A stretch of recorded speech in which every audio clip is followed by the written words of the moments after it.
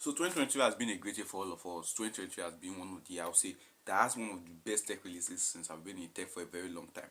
And I've suddenly found out 10 good technologies that came out in 2023, from software to hardware, from gaming to PCs to mobile devices. These are the 10 technologies that were released in this 2023 that will actually make us have more better expectation for what is coming up in 2024, because a lot of these tech releases actually transformed a lot of us in a different ways. We weren't expecting some of them, and some of them were more like a big shock to all of us.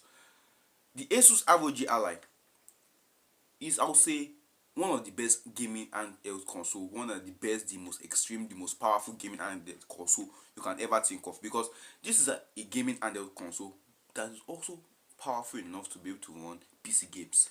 And it does this not just because of how it looks like or because of the size, but because of how Asus or how the ROG company has designed it to make sure that, since you can't go around with your gaming PC all time, but you can actually go out around with your handheld, you can go around with your Nintendo Switch, you can also make this way to go around it. But the only small thing, the small caveat about this is that this gaming handheld console is having two problems. The first one is that since it's this big and you have to like, you can also play gaming and PC games on it, you can't actually take it with you all the time. Though yeah, you can put it in your backpack, yes, but one reason why I say you can't take it with you all the time is that this thing only has a battery life of about an hour and 30 minutes. So even if you are like traveling on a 12-hour flight from New York, from the UK to the US, you can't actually take this with you because there's chances for you to like die on the way. So you just actually rather go to a normal old custom Nintendo Switch. And two, because of how this thing runs, because of the power that it uses, it is also kind of, let me use the word heavy, because if you are trying to play this on your decks anywhere, you start feeling the pain in your wrist as time goes on because of how heavy the thing is, and you notice it later on as you play the game. So I don't think I would say I want to. It's a good gadget because it's strong enough to run PC games better than that of Nintendo Switch. It's more expensive than that of Nintendo Switch, but actually covers for the services they offer than that of the Nintendo Switch. So getting it be a game changer if you like PC games and you want to go around playing your PC games. 4D printers also came out early this year, and what 4D printers do is that they use special materials to make living, I'll say living 3D materials. 3D materials that can react to stimuli such as heat, cold, whatever environment they are strong enough to be able to react to any environment they are, and so they can transform shapes. And this will be a really good thing when it comes to when you apply to the real world. These are accessories because you'll be able to use it for things like, okay, 3D self-healing woods, and best of all in medicine when you want to make working organs you know, okay, they'll be difficult to replace, but you can 4D print them since they can react directly to how they are being when they are inside the body, which will be really more helpful than normal traditional thing that's often done. GPT-4 also got released early this year, but the reason why I recommend GPT-4 is because fine, it's more powerful, good, but the only small thing about GPT-4 is that GPT-4, I won't say is outdated because it won't add another successor. More AI apps are coming out, but it's actually still better than any other AI I've tested.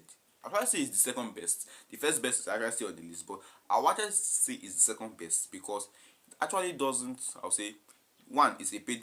It's not like a paid subscription, which is really really bad, and two, they just had to stop GPT 3.5 and 3 from updating themselves, which is also bad. I don't know why they have to do that because they sometimes I will just search for something and find out that even the GPT I'm using, the AI I'm using is wrong.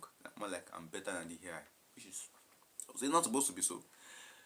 Apple Vision Pro came out middle of the year. Yeah, it came out middle of the year, and it took a lot of us. I'll say, I think we shocked or surprised. Yeah, we were expecting Apple to release the glasses. I wasn't expecting it to be that type of glasses, but seeing what Apple have done, they've done it their Apple way, and it's actually much more better still it can also often only sync with things like the Apple product or when you're the Apple ecosystem. And also one of the major caveats, two caveats about that Vision Pro is that one, you have to take it about with something like a power bank, some stuff like that to be able to power it and make sure that it's always on wherever you go. And two, the day Apple talked about it in the event, they were trying to make sure that one of the things they talked about in the event was how they can make sure you stay away from your gadgets a little bit more. But still, they released a gadget that day that is going to be sitting right in front of your eyes, which is, I would say, not how marketing works. You should have saved that statement for, I'll see, maybe another event like the iPhone 15 event. But they just did that day and they released something that will stay in front of your eyes, which is confusing. Like I couldn't just talk. I was confused that day. It was really, I was like, seriously. But it's a really good glasses. And with the release of the iPhone 15, the iPhone 15 now has a feature like this called the special video that can allow you to take 3D immersive videos so you can watch using your Vision Pro glasses. Whoa, they've done it making sure that it's more like only for the Apple ecosystem. I'll use that word, more like only for the Apple ecosystem. I don't know whether they will allow Android users to connect to it directly, but as soon as that gets, I'll provide you an update. The LG Smart Wireless TV was released in the CES 2023, and two things about this, apart from that it's wireless, is that one, it's extremely thin. Like I saw that television and I was like, wow, that is awesome. It was extremely slim, and that's first. And two, it is, and when I say something is clear, that TV is clear. I think it's using about an 8K resolution. It's extremely clear and really, really good. It's one of the best TVs I can recommend. Though LG televisions have always been the best I've been recommending on the channel. So, but that also is something I recommend. So if you want to get it, slam your budget on it. The Insta360 AI gimbal, this Insta360 Flow, is one of the best gimbal I'll say I've ever seen. I've seen a lot of gimbals moving at different perspectives, but the Insta360 Flow is one of the best gimbal I've ever seen. Not just because it's actually a smart gimbal using AI, but yes, same thing because it's a smart gimbal using AI. This thing flows, according to the name, it flows in different ways. Uses AI to make sure that there are gesture controls, there are voice control, and this thing has a 12-hour battery life, so you can only use to charge your phone while you're on the go, which is extremely insane when you find out what that gimbal can do. Then we have Google Bard. Google Bard is so far still the most powerful chat AI I've used. It's really better than the GPT-4. I'm not gonna lie. Really better than GPT-4 in such a way whereby when I'm using it, this often gives me extremely details. If I ask GPT-4, if I ask Google Bard a question, it will outline how to answer that question. It will outline more like possible solutions, possible problems, and how you can also encounter those. It is just one systematic way of Google throwing back at OpenAI that you might have bought out your GPT-4 before us, but still you're better than you, which is actually, I'll say, it's easy to understand their problem. Then we come to the smartphones, S23 and iPhone 15. When the S23 came out, according to the team of the event, they called it Moon Zoom, and truly, that phone zoomed to the moon, which was one of the mind-bending thing about it. But actually, the reason why I zoomed to the moon was because there's a special software in the device that makes sure that once you get to the moon level, it will actually make sure that it looks more crisp and looks more realistic in that end. Then the iPhone 15 came out, which is, I would say, so far still the best smartphone of the year. The cameras are good, take special videos.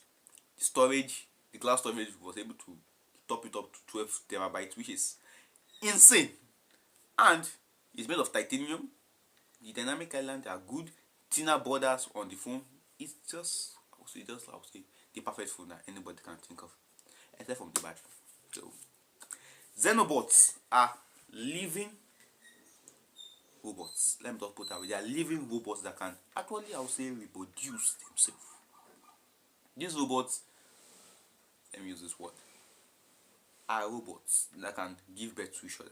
So, what scientists did was that they took samples from an African toad, and then more like They have like mixed it with technology, making sure that they make a robot out of something like that. And so these robots are more like, let's say, cyborgs. Yeah, let me use the word cyborg. More like cyborgs, but are actually robots. So as these things are developing, you can program them. That's one of the most interesting parts. They are programmable, they are living, they are breathing, they are working robots. So one of the ways this thing will be useful is that you can send these things to someone like inside the body of a human being, where you know that the humans can't get to. And sending them there will be really good, because since you can't get there, right, sending them there, you'll just be able to program them, go there, do the right things to do, and then come back and retract, which is actually mind bending compared to what we've seen over the years. And last but not the least, it's one of the best architecture, let's say, of the decade. Let me use of decade. The MSG Sphere. The MSG Sphere is so far still the best architecture that have ever been released in the world. Not just because it's actually a big dome, but actually yes, because it's a big dome, the screens, those, oh god, it's just too good. It offers a 16K resolution, which is the highest on the planet so far. The screen inside is actually an extreme curve, and the curvature of the screen is almost the size of 3 football fields, which is really really insane. Also, another thing about the MSG Sphere is that it is this theater inside that can hold up to 18,000 people. 10,000 of all those seats that are there will actually use vibration technology. It has over 164,000 speakers, 100 and over 1.2 million LED lights around it, which makes it lights up at one of the best highest display in the world. So far, 2020 has been a good year. I wonder what will come out 2024. What do you guys think will come out 2024? Let me just know in the comment section. Subscribe, and I'll catch you guys in the very next one. We'll see you next year also, but in the very next one. Bye.